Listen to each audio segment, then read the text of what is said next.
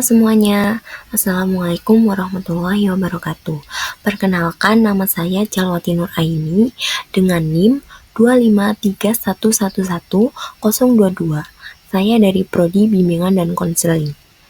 Di sini saya akan membahas materi dengan judul Kedudukan dan Fungsi Bahasa Indonesia. Kedudukan bahasa Indonesia. Kedudukan bahasa Indonesia dibagi menjadi dua, yaitu bahasa Indonesia nasional dan bahasa Indonesia negara.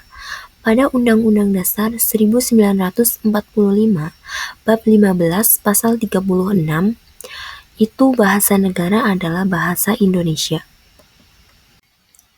Selanjutnya ada fungsi bahasa Indonesia. Yang pertama, dalam kedudukannya sebagai bahasa nasional, fungsi bahasa Indonesia adalah sebagai berikut. Yang pertama, sebagai lambang kebanggaan nasional. Sebagai lambang kebanggaan nasional, bahasa Indonesia itu memancarkan nilai-nilai sosial budaya luhur bangsa Indonesia.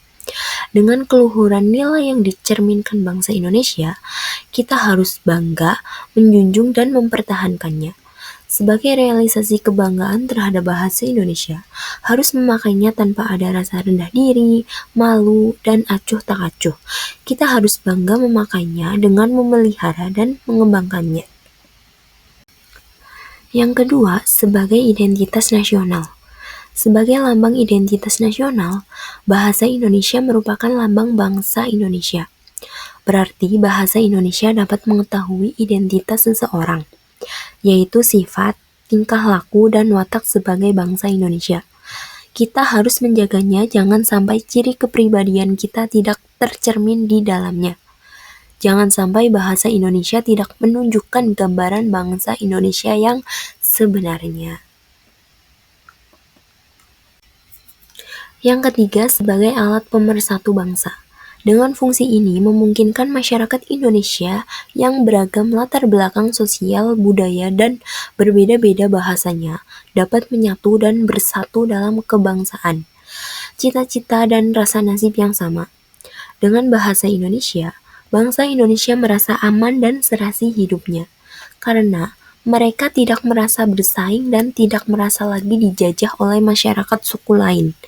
Karena dengan adanya kenyataan bahwa dengan menggunakan bahasa Indonesia, identitas suku dan nilai-nilai sosial budaya daerah masih tercermin dalam bahasa daerah masing-masing.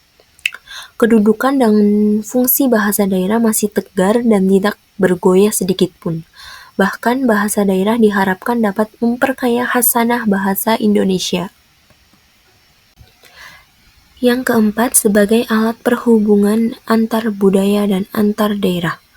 Bagi pemerintahan, segala kebijakan dan strategi yang berhubungan dengan ideologi, politik, ekonomi, sosial, budaya, pertahanan, dan keamanan mudah diinformasikan kepada warga.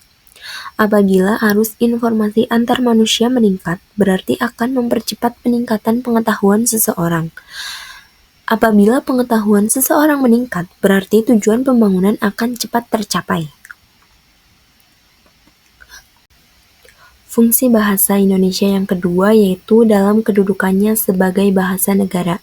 Fungsi bahasa Indonesia adalah sebagai berikut. Yang pertama, sebagai bahasa resmi kenegaraan. Yang kedua, sebagai bahasa pengantar resmi. Yang ketiga, sebagai bahasa resmi di dalam perhubungan pada tingkat nasional atau pemerintahan. Yang keempat, sebagai bahasa resmi dalam pengembangan kebudayaan dan pemanfaatan ilmu pengetahuan. Sekian pemaparan materi yang dapat saya sampaikan, kurang lebihnya mohon maaf. Wassalamualaikum warahmatullahi wabarakatuh.